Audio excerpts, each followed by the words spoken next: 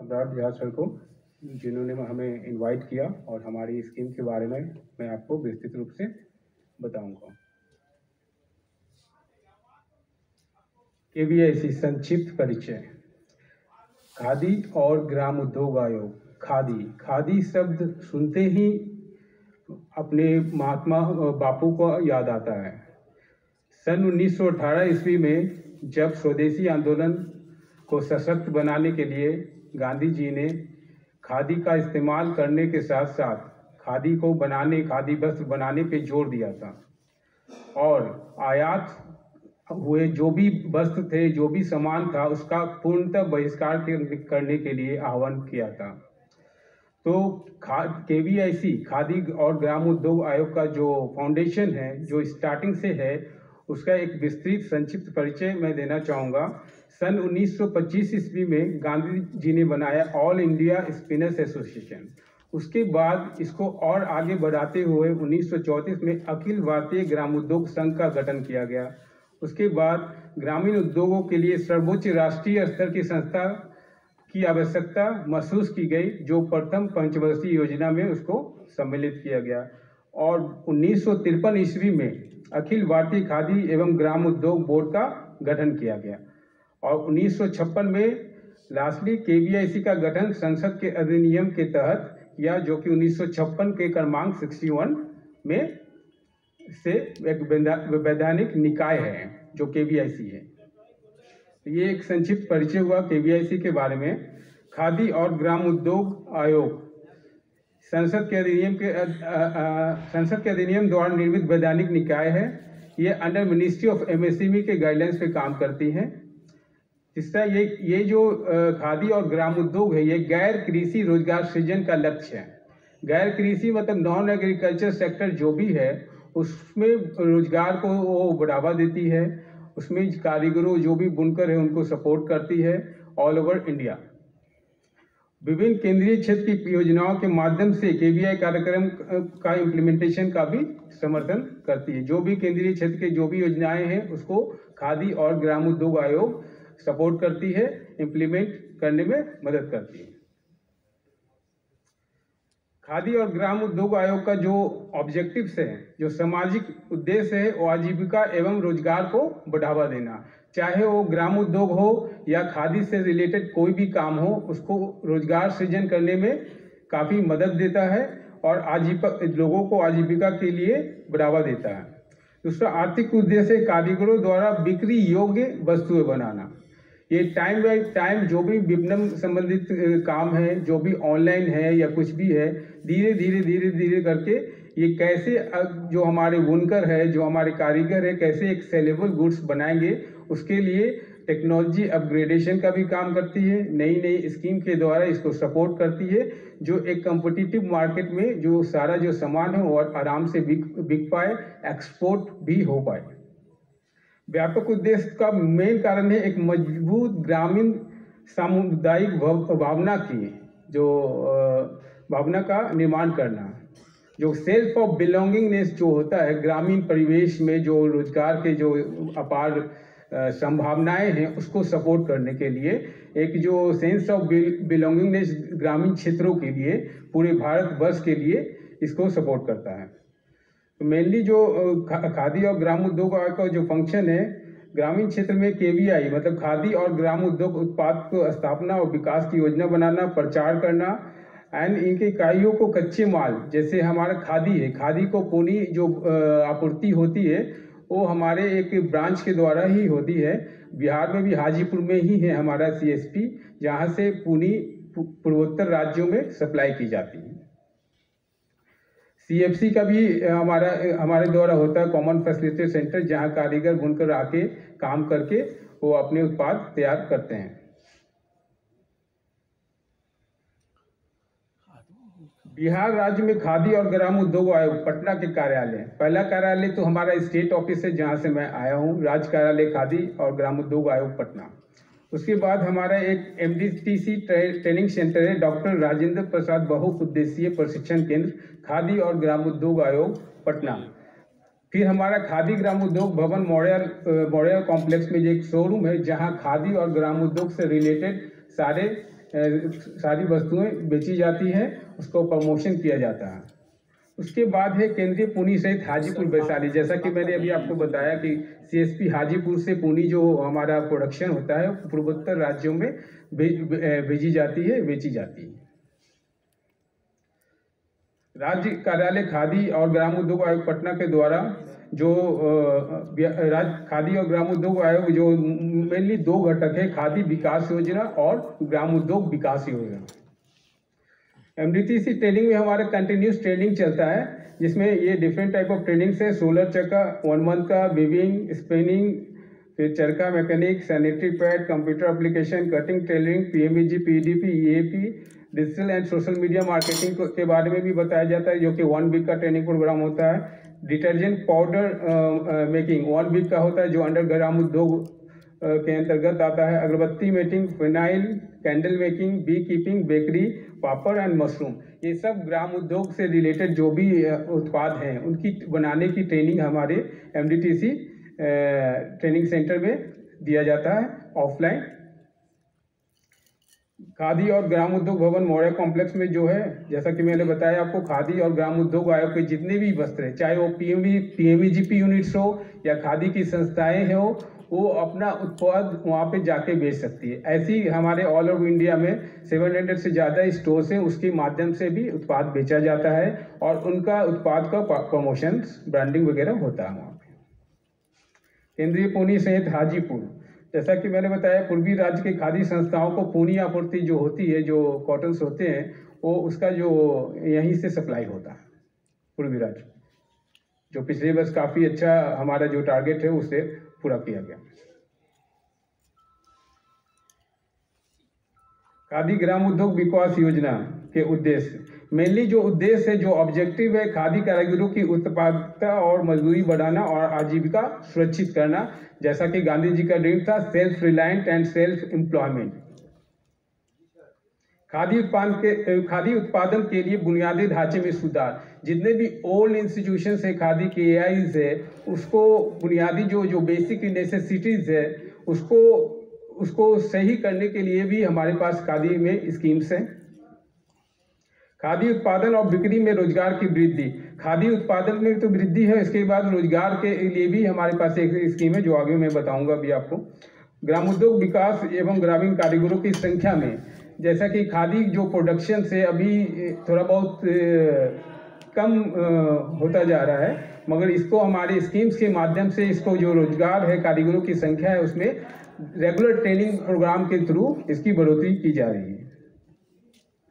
ग्रामीण कारीगरों के ट्रेडिशनल और जो स्किल्स को पुनर्जीवित करना, जो कि काफ़ी जो ट्रेडिशनल चीज़ है, जैसे लाइक चमड़े की जूता वगैरह है जो ग्रामीण क्षेत्र में बनाई जाती है, बास्केट टोकरी वगैरह बनाई जाती है, जो भी ट्रेडिशनल जो बहुत पुराने ढंग से चला आ रहा है, उसको पुनर्जीवित करने के लिए भी स्कीम्स चलाई जा रही है।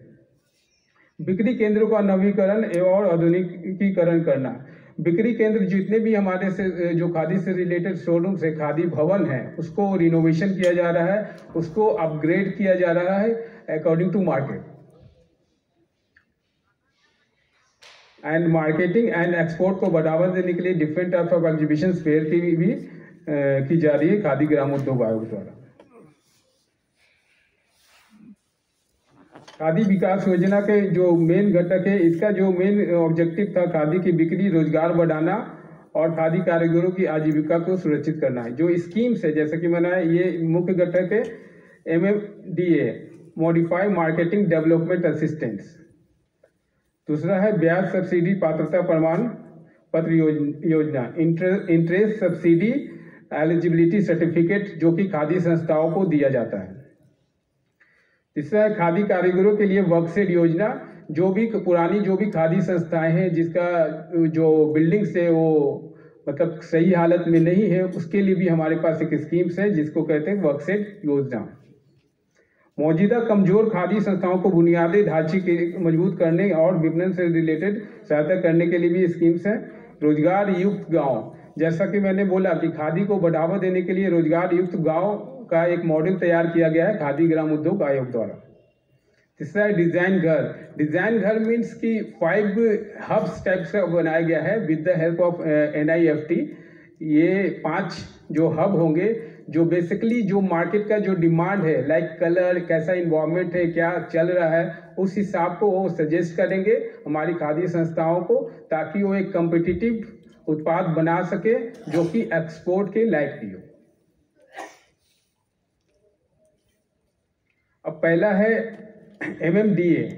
ये जो योजना, ये स्कीम्स थी हमारी, ये 2016 से लागू किया गया, जिसका जो खादी की गतिविधि है उसको दुरुस्त करने के लिए, व्यवस्थित ऑर्गेनाइज वे में करने के लिए शुरू की गई थी, जिसमें कारीगरों की आय बढ़ाने के साथ साथ खादी की जो क्वालिटी ऑफ प्रोडक्ट्स को जोर दिया गया है कि क्वालिटी ऑफ प्रोडक्ट्स बनाए जो कि बहुत ही मार्केट कम्पिटिटिव हो।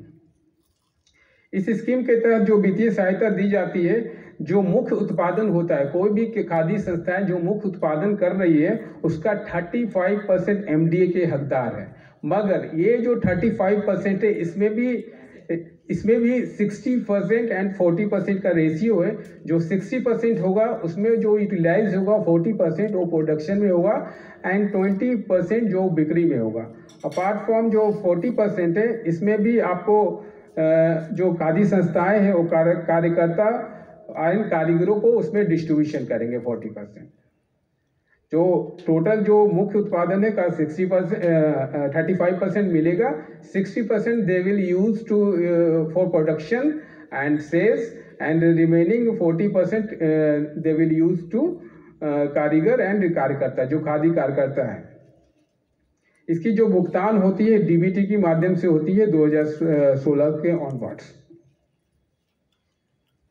दूसरा है ISEC, जो ब्याज सब्सिडी पात्रता प्रमाण पत्र दी जाती है खादी संस्थाओं का, या वैसे खादी जो KVIB बोर्ड, जो खादी और ग्राम उद्योग बोर्ड है उससे रजिस्टर्ड हो, उनके लिए है। ये पूंजी जुटाने के लिए जो वो बैंक से लोन लेते हैं ताकि वो अपने उत्पादन की क्षमता को बढ़ा सके, इसके लिए दी जाती है। जो पैटर्न के अनुसार धन की अनुमानित आवश्यकता होती है, इसका जो बैंक द्वारा जो वास्तविक ब्याज, अगर सपोज करो कोई खादी संस्था है जो लोन लेती है, उसकी जो वास्तविक ब्याज होती है और 4% बीच का अंतर जो भी होता है KVIC द्वारा ब्याज सब्सिडी के रूप में वहन किया जाता है।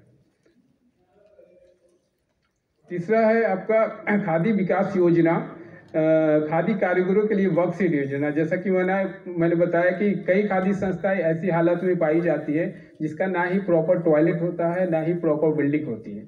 तो ऐसे खादी KIs के लिए हमारे वर्क सेट योजना है, जिसके अंतर्गत शौचालय सहित व्यक्तिगत वर्क सेट का निर्माण 20 वर्ग मीटर के हिसाब से सहायता जो राशि 1,20,000 रुपये की है, या वर्क सेट की लागत का 75%, जो भी कम हो वो दिया जाता है। पूर्वोत्तर क्षेत्र के लिए ये 90% तक हो जाता है जो वर्कसेट वास्तविक लागत का है। और शौचालय सहित समूह वर्कसेट के लिए जो है न्यूनतम 5 कारीगर और अधिकतम 15 कारीगर जो है, प्रति कारीगर 10 वर्ग मीटर दिया जाता है। ये भी है आपका 80,000 रुपीज़, और 75% जो भी कम हो। मुख्य जो वर्कसेट योजना है खादी कारीगरों की उनकी कटाई बुनाई के लिए एक कुशलतापूर्वक पूरा कार्य करने के लिए एक बेहतर वर्क प्लेस प्रोवाइड कराना। इसका मेन जो ऑब्जेक्टिव है कि जो कताई होती है, जो बुनाई होती है, उसको एक प्रॉपर प्लेटफॉर्म देना, वहाँ पे वो कच्चे माल, अपने उपकरण वगैरह वो सारा कुछ वो वहाँ पे रख सकता है। इसकी शुरुआत 2008 एंड 2009 में हुआ था। कमजोर खादी के लिए, मौजूदा कमजोर खादी के लिए दो जो है KI के बुनियादी ढांचे के लिए, और दूसरा के है विपणन मार्केटिंग इंफ्रास्ट्रक्चर देने के लिए, जिसका जो वित्तीय सहायता है आपको 15 लाख रुपए दी जाती है जो बुनियादी ढांचे मजबूत करने के लिए, और 25 लाख शहरी क्षेत्र में और ग्रामीण क्षेत्रों में 20 लाख रुपए दी जाती है विपणन इंफ्रास्ट्रक्चर, जो उसके शॉप्स होते हैं, जो उसके शोरूम्स वगैरह होते हैं, उसको इंफ्रास्ट्रक्चर के लिए, मार्केटिंग के लिए। रोजगार युक्त गाँव, रोजगार युक्त सामाजिक आर्थिक रूप से जो भी संकटग्रस्त गांव है जहां की रिक्वायरमेंट होती है अस्थायी एम्प्लॉयमेंट प्रोवाइड कराना, उसको आइडेंटिफाई करके रोजगार युक्त गांव को आइडेंटिफाई किया जाता है, जहां आपको 200 नए NMC न्यू मॉडल चरखा दिया जाता है और 40 करके दिए जाते हैं। इससे प्रत्यक्ष रोजगार का अवसर पैदा होता है और खादी बिजनेस पार्टनर को जो रोजगार युक्त गांव है के ढांचे में शामिल करने के लिए केवीआईसी ने 2 अवसरों पर इसका एडवर्टाइजमेंट वगैरह भी किया है। ये अस्थायी रोजगार का सृजन के लिए एक नया घटक है जो कि ग्रामीण क्षेत्रों के लिए है, जो गांव मतलब संकटग्रस्त है, जो जहाँ पे रोजगार की कमी है, वैसे लोगों को एनएमसी चरखा एक तो खादी का बढ़ावा हो गया ग्रामीण क्षेत्रों में, दूसरा एम्प्लॉयमेंट हो गया। जो 200 एनएमसी न्यू मॉडल चरखा दिया जाता है और करघा दिया जाता है, उसके थ्रू लोग खादी से जुड़ते भी हैं और साथ रोजगार भी पाते हैं। डिजाइन घर, जैसा कि मैंने बताया, अब ये न्यू घटक है केवीआई खादी विकास योजना का, जिसमें hub and spokes model 5 design house हो गए जो कि एनआईएफटी से कोलैबोरेशन के साथ किया गया है। और ये है आपका कोलकाता में, शिलोंग, बेंगलुरु और गांधीनगर में। मेनली इसका उद्देश्य है ये डिजाइनिंग से रिलेटेड जो कम्पिटिटिव प्रोडक्ट हो डिजाइन के साथ एंड रुझानों के जो मॉडर्न जो फैशन है, khadi for fashion, khadi for nation, जो हमारा जो माननीय प्रधानमंत्री जी का जो आह्वान है, उसके अंतर्गत ये अंतर्राष्ट्रीय बाजार में वो बेचने लायक जो उत्पाद है खादी के, वो बनाने पे जोर दिया जाएगा न्यू डिजाइनिंग के साथ।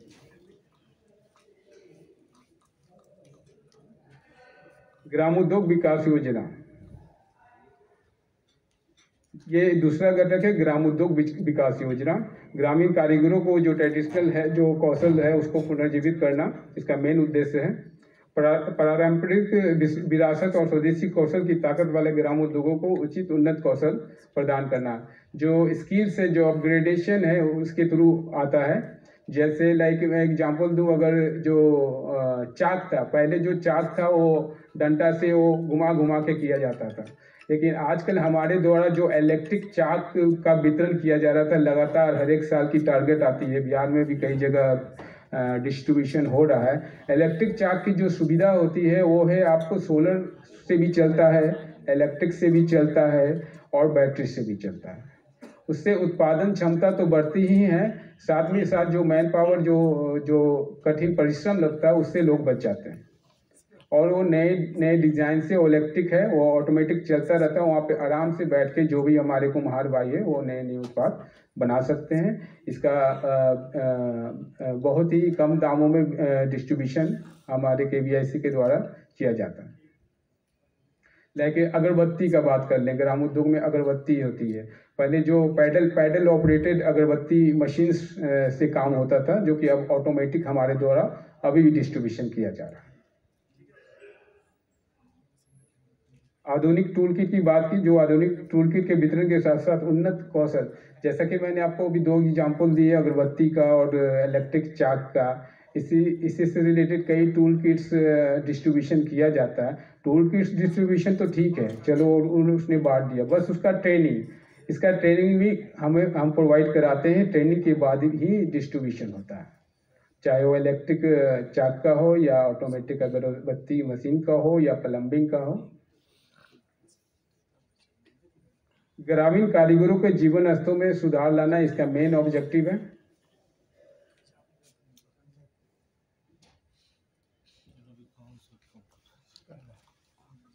ग्राम उद्योग विकास योजना, मेनली ये 6 ग्राम उद्योग क्षेत्र हैं जो कैटेगराइज है आधुनिक टूल किट वितरण से संबंधित, जो प्रशिक्षण के बाद दिया जाता है।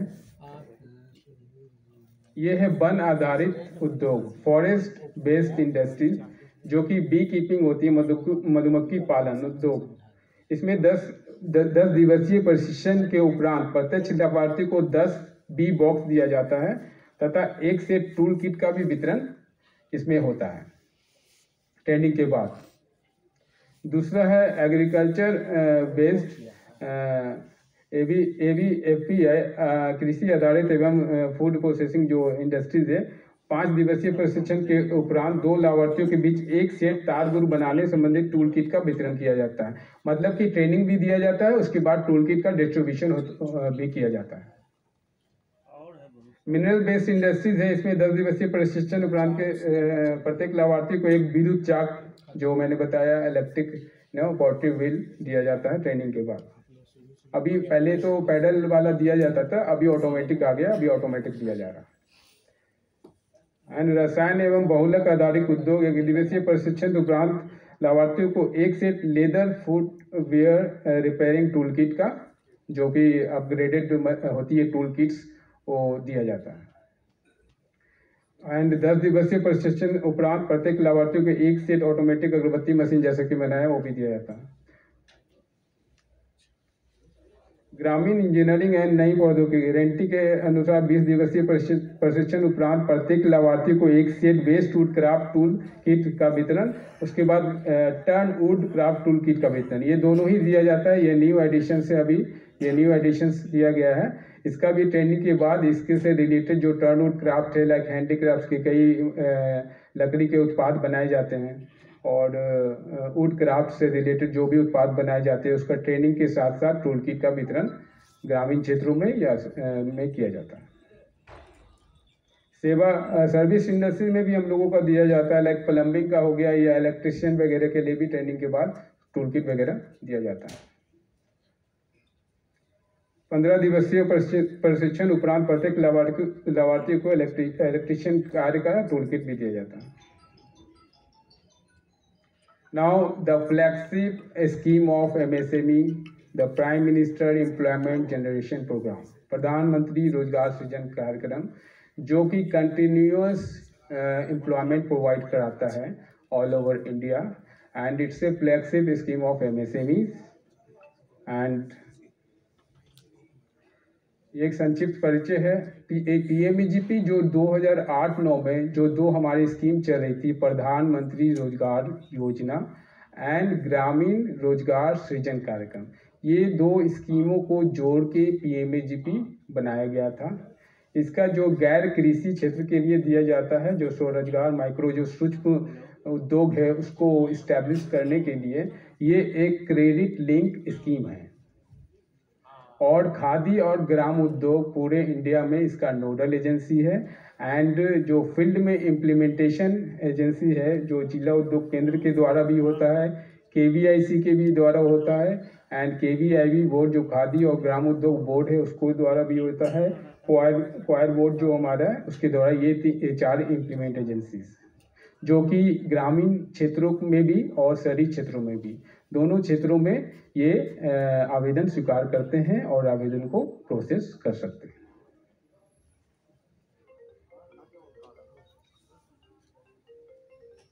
मेनली जो ऑब्जेक्टिव है PMEGP का, ग्रामीण एंड शहरी क्षेत्रों में रोजगार का अवसर है। इससे एम्प्लॉयमेंट जनरेशन प्रोग्राम, यहाँ पे एक लोग तो रोजगार पाते ही हैं, साथ ही साथ अगर कोई एक बिजनेस इस्टेब्लिश करता है, चाहे वो सर्विस सेक्टर में हो या मैन्युफैक्चरिंग सेक्टर में, मैं अकेला तो काम नहीं करूँगा, ऑब्वियस सी बात है कि कई लोगों को इससे रोजगार प्राप्त होता है। तो इससे एम्प्लॉयमेंट जनरेशन प्रोग्राम, एंड इसका जो मेन ऑब्जेक्टिव है ग्रामीण और शहरी क्षेत्रों में रोजगार के अवसर प्रदान करना। प्रवास को जो माइग्रेशन होता है, जो बाहर में हम लोग चले जाते हैं, खासकर हमारे बिहार में काफ़ी लोग बाहर जाके अपना जॉब करते हैं, उनके लिए एक बहुत ही अच्छी अपॉर्चुनिटीज़ है। ये अपने खुद का एंटरप्रेन्योर बन सकते हैं, अपने खुद के मालिक बन सकते हैं, खुद का अपना एक व्यवसाय शुरू कर सकते हैं। दूसरा है ये ट्रेडिशनल जो भी बिजनेस है इसको भी सपोर्ट करता है, ट्रेडिशनल बिजनेस को भी, एंड ग्रामीण युवाओं को एक बड़े वर्ग को निरंतर और अस्थायी, it's a continuous program, means कि ये लगातार ये सालों भर चलता है और ये इससे कंटिन्यूअस रोजगार भी मिलता है। देश में पहली पीढ़ी जो फर्स्ट जनरेशन एंटरप्रेन्योर है एंड जो ट्रेडिशनल जो चले आ रहे हैं, इन दोनों के बीच उद्यमिता को प्रोत्साहित करता है ये स्कीम।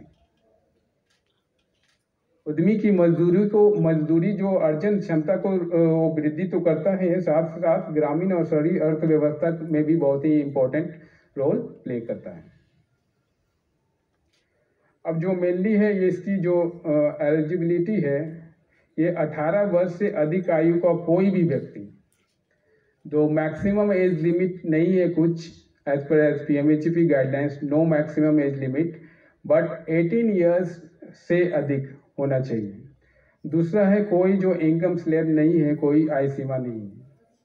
तीसरा केवल नई परियोजना, इसमें थोड़ा सा गौर करने वाली बात है, जो एज पर PMEGP नॉर्म्स, ये जो है ये केवल न्यू प्रोजेक्ट को के लिए है, नई जो आपकी प्रोजेक्ट है उसके लिए। अब क्या है, सेवा क्षेत्र में 5 लाख रुपए से अधिक और मैन्युफैक्चरिंग क्षेत्र के लिए जो 10 लाख रुपए से अधिक है, इसकी जो एजुकेशनल क्वालिफिकेशन है वो केवल 8वीं पास। 5 लाख से नीचे तक की कोई नहीं है, और 5 लाख से ऊपर अगर सर्विस में है और 10 लाख से ऊपर अगर मैन्युफैक्चरिंग में है तो आपको 8वीं पास होना चाहिए। This is the minimum educational qualification to apply PMAGP loans. तीसरा, किसी अन्य योजना के तहत सरकारी सब्सिडी प्राप्त करने वाली इकाइयाँ पात्र नहीं होगी। अगर आप किसी अन्य सरकारी सब्सिडी का आपने लाभ ले चुके हैं तो that is not eligible for PMAGP loan, वो आगे जाके परेशानी का सबब बनेगी। सो ये फर्स्ट होना चाहिए ना, कोई भी गवर्नमेंट सब्सिडी आप ना लिया हो।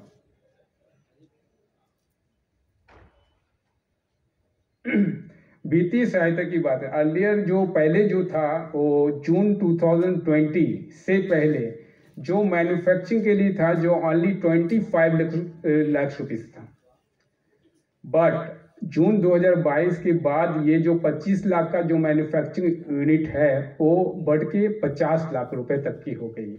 मतलब कि जस्ट डबल, कि अब 50 लाख तक रुपए की प्रोजेक्ट आप लगा सकते हैं और उसमें सब्सिडी भी पा सकते हैं, और उसमें कई लोगों को आप अच्छे इंडस्ट्री के थ्रू अच्छे उद्योग लगा के काफ़ी लोगों को रोजगार भी प्रोवाइड करा सकते हैं। इसी तरह अगर सर्विस से रिलेटेड बात करें, जो कि पहले 10 लाख थी अब 20 लाख हो गई है, जस्ट डबल। पहले जो थी 2022 से पहले 25 एंड 10 था, 25 for manufacturing and 10 for service. Now just double, 50 lakhs for manufacturing and 20 lakhs for service related।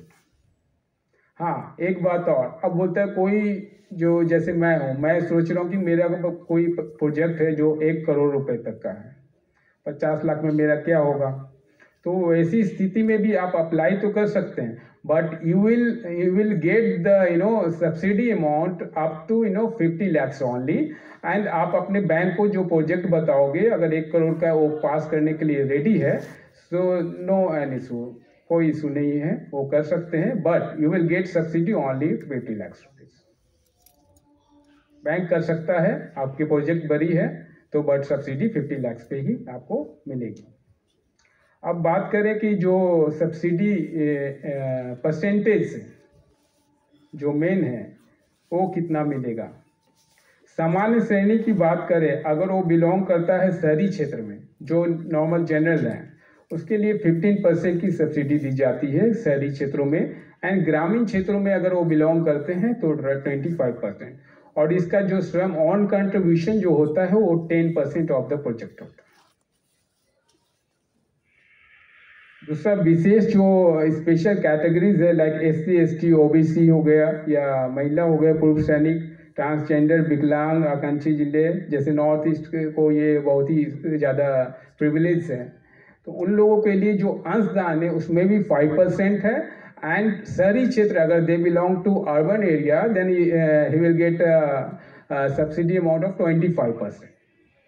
And अगर आप गांव में हैं तो आपकी अच्छी है, गांव में अगर आप हैं, क्योंकि ये खादी और ग्राम उद्योग विकास योजना की बात अगर हम लोग कर रहे हैं तो ग्रामीण क्षेत्र को बढ़ावा देने के लिए ही जो सब्सिडी जो परसेंटेज जो 35% आप लोग को दिया जा रहा है, जो कि आप अपने घर में रह के खुद एंटरप्रेन्योर बन के खुद का भी आप स्वरोजगार पाएं और लोगों को भी रोजगार दें, माइग्रेशन रोकें और अपने जो आर्थिक जो विकास में सहयोग बने, अपने राज्य का और अपने देश का।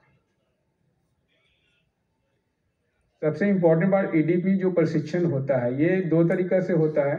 जो भी संभावित जो एंटरप्रेन्योर है और जो लाभार्थी है जिनको बैंकों द्वारा पहले लोन ऑलरेडी सैंक्शन लोन हो गया, बट वो क्या बोलेगा बाद में, जो बैंक्स मांगेंगे आपको EDP सर्टिफिकेट दो, तो इसका 2 जरिया है। वो आप जब अप्लाई करते हो तभी पूछा जाता है उसमें ऑफलाइन या ऑनलाइन। अगर आप ऑफलाइन चूज करते हो तो you have to select the training centre, उसमें एक कॉलम्स आता है, तो उसमें ट्रेनिंग सेंटर कर दोगे तो आप ऑफलाइन जाके कर सकते हो। बस most of the people choose करते हैं ऑनलाइन। तो ऑनलाइन जब आप करते हो तो उसके बाद आपको सर्टिफिकेट 10 डेज का मिल जाता है। ऑनलाइन या ऑफलाइन मोड में प्रशिक्षण प्राप्त कर सकते हैं, दोनों ऑप्शन अवेलेबल है, लेकिन 90% लोग ऑनलाइन ही करते हैं। हाँ, इसमें भी एक कंडीशन है, 5 लाख रुपए तक लागत परियोजना के लिए जो प्रशिक्षण की अवधि है, जो ड्यूरेशन है 5 डेज का ही है। अगर 5 लाख से जैसे ही ऊपर बने जो प्रोजेक्ट है वो, तो 10 दिन का आपको ईडीपी ट्रेनिंग करना पड़ेगा। और 2 लाख रुपए तक का अगर कोई प्रोजेक्ट बहुत छोटी सी, सपोज को टी स्टॉल्स खोलना है या कुछ खोलना है इस टाइप का जो है, तो इसके लिए कोई ये बेवकूफ़ है, ऑप्शनल है। अगर आप ज्ञान अर्जित करना चाहते हो तो कर भी सकते हो, अदरवाइज ये ऑप्शनल है, बेवकूफ़ 2 लाख के नीचे की परियोजना। आवेदन कैसे करें? कई बार क्या होता है कि लोग पूछते हैं कि ऑफिस में पहुंच जाते हैं कि मुझे पीएमएजीपी लोन लेना था, लेकिन 2016 ऑनवर्ड्स ये सारा प्रक्रिया ऑनलाइन हो गई है, ट्रांसपेरेंट हो गया है, किसी के बहकावे में नहीं आना है, खुद से कर सकते हैं आप। ये ऑनलाइन पोर्टल का एड्रेस है www.kviconline.gov.in। वहाँ जब पीएमईजीपी पोर्टल आप खोलते हैं, वहाँ पे न्यू एप्लीकेंट का आता है टैब, वो टैब को ऑन करके उसमें आप आवेदन डायरेक्ट कर सकते हैं। जो डॉक्यूमेंट्स होते हैं, जो नेसेसरी डॉक्यूमेंट्स होते हैं, कई बार लोग कंफ्यूज होते हैं कि क्या डॉक्यूमेंट्स मिलेगा, क्या होगा, क्या नहीं होगा।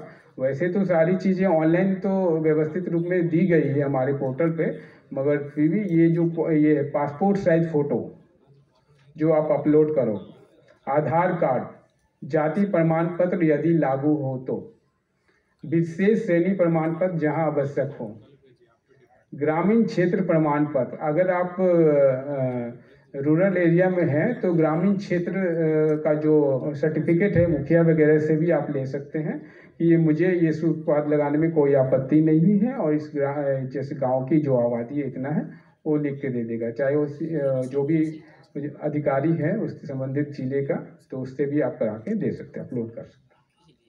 रोजगार संख्या, बहुत से लोग क्या होते हैं कि जो डीपीआर बनाते हैं, डिटेल प्रोजेक्ट बनाते हैं, उसमें नंबर ऑफ एम्प्लॉयमेंट कितना लोगों को आप रोजगार देते हो वही भूल जाते हैं।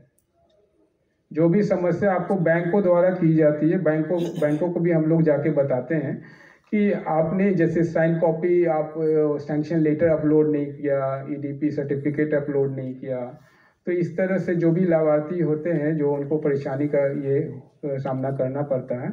तो जो भी डीपीआर बनाएंगे, डिटेल प्रोजेक्ट बनाएंगे, वो नंबर ऑफ एम्प्लॉयमेंट जरूर लिखना है, कैपिटल एक्सपेंडिचर, वर्किंग कैपिटल कितना है वो लिखना है, एंड जो भी नेम ऑफ द यूनिट ये लिखना है।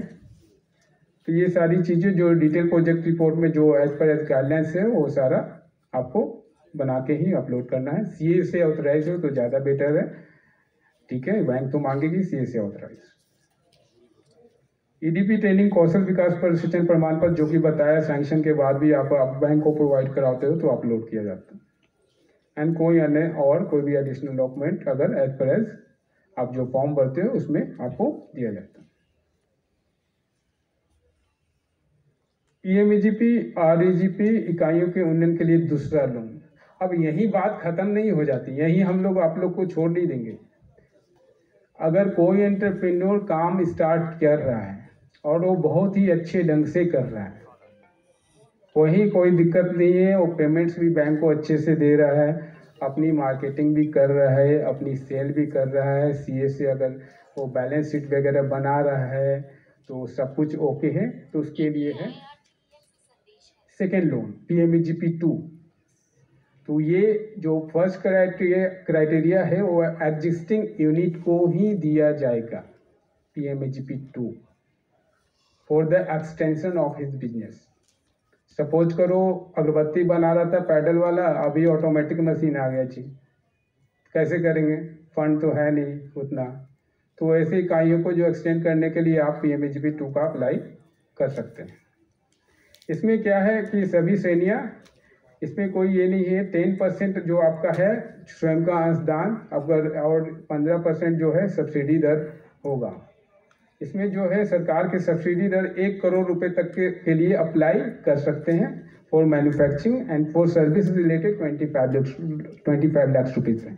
1 करोड़ का मतलब ये नहीं है कि अगर मैंने 10 लाख रुपए का लिया मुझे 1 करोड़ मिल जाएगा, because bank will see all the criteria ना, कि आपका बैलेंस शीट में कितना आपका टर्नओवर है, सेल्स टर्नओवर कितना है, आपको 1 करोड़ दिया जा सकता है कि नहीं दिया जा सकता।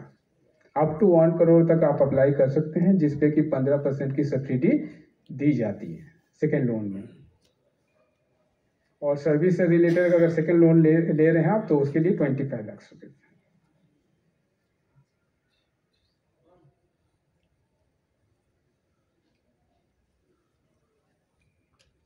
ये आपका मौजूदा सफल इकाइयों के जो इम्प्लीमेंट के लिए जो दूसरा ऋण है, इसमें क्या क्या इंपॉर्टेंट चीज़ें वो देख लीजिए। पीएमजीपी के अंतर्गत दावा की गई मार्जिन मनी जो सब्सिडी है, 3 साल का लॉक इन अवधि पूरा होना, मतलब कि आपको 3 साल जो फर्स्ट लोन आपने लिया है, 3 कंटिन्यूस ईयर आपको लॉक इन पीरियड है, वो आपको मतलब वो टाइम देना ही है। ऐसा नहीं कि 2 साल में कंप्लीट कर लिया और सेकेंड लोन के लिए अप्लाई कर दिया, ऐसा नहीं होगा। दूसरा है कि पहले ऋण का निर्धारित समय में सफलतापूर्वक चुकाया दो। अगर 3 साल में आपने पूरा लोन चुका दिया हो तो you will go for second loan. इकाई अच्छा कारोबार कर रहा है, साथ साथ प्रॉफिट भी कमा रहा है। अच्छा कारोबार का मतलब ये तो business is doing for profit, simple is that. तो लाभ कमा रहा है, उसको अपग्रेडेशन के लिए अगर वो चाहिए, फंड्स चाहिए, और लाभ में अत्यधिक वृद्धि की क्षमता रखती हो, वृद्धि में उसका पोटेंशियल आगे में काफ़ी है, उसको अपग्रेडेशन के लिए चाहिए फंड्स, तो ये इन बातों का भी ध्यान रखा जाएगा। लाभ प्रॉफिट कमा रही हो, अपग्रेडेशन की हो संभावना हो कि वो और अच्छे पोटेंशियल हो, उसका बिजनेस चल रहा है। And the fourth one is लाभार्थी का पहला ऋण प्रदान करने वाले उसी वित्त पोषक बैंक में आवेदन कर सकता है। अगर वो नहीं कर रहा है तो आप you will go for another bank also, ठीक है, जो आपको देने के लिए रेडी है। फर्स्ट लोन सपोज करो इंडियन बैंक से लिया, तो first you will go for the Indian bank. क्यों? क्योंकि वो सारा आपका अकाउंट्स देख रहा है, सारा वो आपका जान रहा है, बैलेंस शीट देख रहा है कि ये इसकी पोटेंशियल है, तो it will be easy to get second loan from वो पहला वाला बैंक। इसके लिए भी आवेदन ऑनलाइन के माध्यम से होती है, जो कि पोर्टल बताया मैंने आपको, kviconline.gov.in पीएमजीपी पोर्टल। इसमें भी आप जो आवेदन करेंगे वो ऑनलाइन ही कर सकते हैं।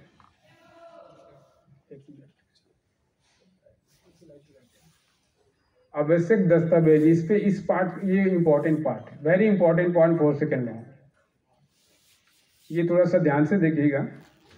बैंक द्वारा जारी पिछला ऋण स्वीकृति पत्र, जो उसने लोन दिया था, जो एक्सेप्ट किया था, उसका पत्र, अनुदान दावों का पिछले ऋण के समायोजित का प्रमाण पत्र, जो आप लोन सेटलमेंट 3 ईयर्स करेंगे उसका एक वो लेटर देगा बैंक, एंड पूर्ण ऋण चुकौती का बैंक प्रमाण पत्र, जो फर्स्ट लोन आपने लिया है उसका एक एनओसी देगा, है ना बैंक, वो पत्र आपको रखना है। दूसरा, रोजगार संख्या सहित इकाई, जो आपके सेकेंड लोन एक्सटेंशन के लिए ले रहा है, उसके लिए भी एक डीपीआर आपको बनाना पड़ेगा कि फर्दर आप कितना एम्प्लॉयमेंट दे रहे हो। पासपोर्ट साइज फोटोग्राफ, पिछले 3 वर्षों का आयकर इनकम ITR, एंड पिछले 3 वर्षों का चार्टर्ड अकाउंटेंट द्वारा प्रमाणित तुलन पत्र और लाभ और हानि विवरण के साथ वार्षिक लेखा विवरण, जो आपका CA सर्टिफाइड जो बैलेंस शीट होता है, वो भी जिसमें प्रॉफिट एंड लॉस अकाउंट का एक होता है, वो चाहिए, 3 साल का वो चाहिए, टू सी कि you are eligible for second loan और नॉट, ठीक है। उद्योग आधार पंजीकरण प्रमाण पत्र एंड बैंक सहमति पत्र, इकाई का प्रदर्शन एंड साइन बोर्ड का भी एक गाइडलाइंस आता है, 4:2.5 आता है, लाइट स्काई ब्लू आता है ना, वो आपको मिल जाएंगे गाइडलाइंस में। तो ये सारे इंपॉर्टेंट डॉक्यूमेंट्स होंगे, उसके बाद आप सेकेंड लोन के लिए अप्लाई कर सकते हैं। That's it from my side, and thank you Samrat Jha sir for inviting us. And any कोई क्वेश्चंस हो तो प्लीज आप लोग पूछ सकते हैं, please. Any question from anybody? Sir ये पूछ रहे थे कि जैसे कि 25 लाख का सर्विस में आप दिखा रहे हैं जी, उसके लिए क्या मॉर्गेज वगैरह भी है क्या? जी, मॉर्गेज में जो 10 लाख रुपए तक के लिए है उसके में कोई आरबीआई के थ्रू कुछ नहीं चाहिए, बट अपार्ट फ्रॉम 10 लाख से ऊपर लेंगे तो वो बैंक ढूंढेंगे। ये बात क्लियर है।